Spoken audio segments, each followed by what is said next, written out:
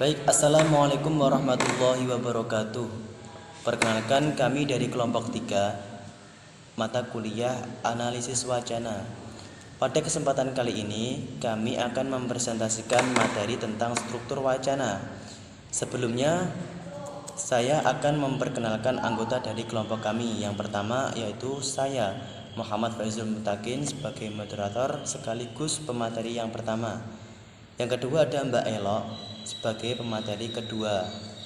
Yang ketiga ada Mbak Husna sebagai pemateri yang ketiga. Dan yang keempat ada Mbak Felicia sebagai pemateri yang terakhir. Baik, langsung saja untuk materi yang pertama, yaitu yang pertama adalah wacana merupakan teks dalam konteks dan sebagai bukti yang harus diuraikan secara empiris. Oleh karena itu, wacana hendaknya dipahami dengan sebagai tindakan. Menurut Van Dijk, pada tahun 1977, dalam konteks critical discourse analysis, pendapat tersebut sejalan dengan Fairclough dan Wodak pada tahun 1997 bahwa critical discourse analysis memandang wacana, bahasa yang digunakan dalam tuturan dan tulisan, sebagai bentuk praktek sosial, yakni menyiratkan adanya hubungan dialektik antara sebuah peristiwa diskursif tertentu dengan situasi, intuisi, dan struktur sosial yang mewadahinya. Oleh karena itu, wacana merupakan bagian penting dari realitas serta permasalahan. Kekuasaan dan ideologi sangat erat kaitannya dengan sebuah wacana. Struktur wacana menunjukkan sejumlah gagasan dan ideologi tertentu, atau wacana merupakan suatu tata aturan umum.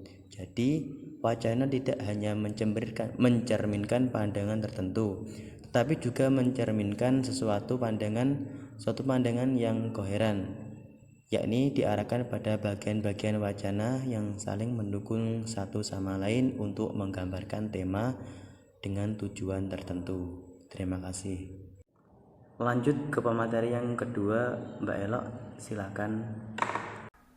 Struktur makro menunjuk pada makna keseluruhan yang dapat dicermati dari tema atau topik yang diangkat oleh pemakaian bahasa dalam suatu wacana.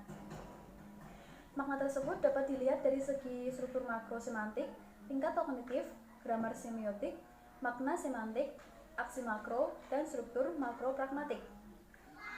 Tema atau makna global atau tabloid tersebut didukung oleh subtema atau subtopik atau close level, dan subtema tersebut didukung oleh serangkaian fakta yang menunjuk dan menggambarkan tema. Subbagian yang saling mendukung tersebut menghasilkan teks yang koheren dan utuh.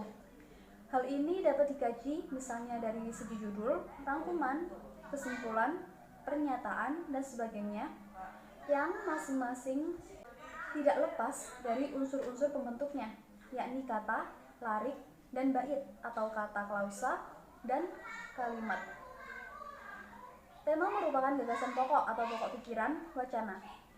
Tema merupakan gagasan dasar dan tujuan utama penulisan sebuah teks. Berbagai cara dapat dilakukan dalam perumusan dan pemaknaannya.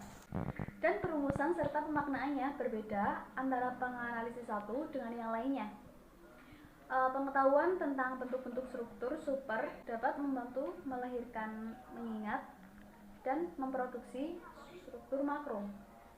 Struktur makro terdiri atas struktur global makna atau tema atau makro, dan struktur global bentuk atau struktur super atau skema. Jadi, struktur makro dapat diketahui setelah menganalisis struktur supernya. Suprastruktur. Suprastruktur adalah kerangka suatu teks, yakni bagaimana struktur dan elemen wacana itu disusun dalam teks secara utuh. Menurut Van Dijk, pada elemen ini yang diamati adalah skematik dari sebuah wacana, yakni bagaimana pendapat dari sebuah wacana dapat disusun dan dirangkai. Hal yang diamati dalam struktur super ini adalah elemen skematik. Teks atau wacana umumnya mempunyai skema atau alur dari pendahuluan sampai akhir. Alur tersebut menunjukkan bagaimana bagian-bagian dalam teks disusun dan diurutkan sehingga membentuk kesatuan arti. Suprastruktur merupakan struktur yang digunakan untuk mendeskripsikan schemata, di mana keseluruhan topik atau isi global berita diselipkan. Suprastruktur ini mengorganisasikan topik dengan cara menyusun kalimat atau unit-unit beritanya berdasarkan urutan atau hierarki yang diinginkan. Teks atau wacana umumnya mempunyai skema atau alur dari pendahuluan sampai akhir. Alur tersebut menunjukkan bagaimana bagian-bagian dalam teks disusun dan diurutkan sehingga membentuk kesatuan arti. Meskipun mempunyai bentuk dan skema yang beragam, berita umumnya mempunyai dua kategori skema besar. Pertama, sumari yang biasanya ditandai dengan dua elemen yakni judul dan lead. Elemen skema ini merupakan elemen yang dipandang paling penting. Judul umumnya menunjukkan tema yang ingin ditampilkan oleh wartawan dalam pemberitaannya. Lead merupakan sebagai pengantar ringkasan apa yang ingin dikatakan sebelum masuk dalam isi berita secara keseluruhan. Kedua, story, yakni isi berita secara keseluruhan. Isi berita ini mempunyai dua subkategori.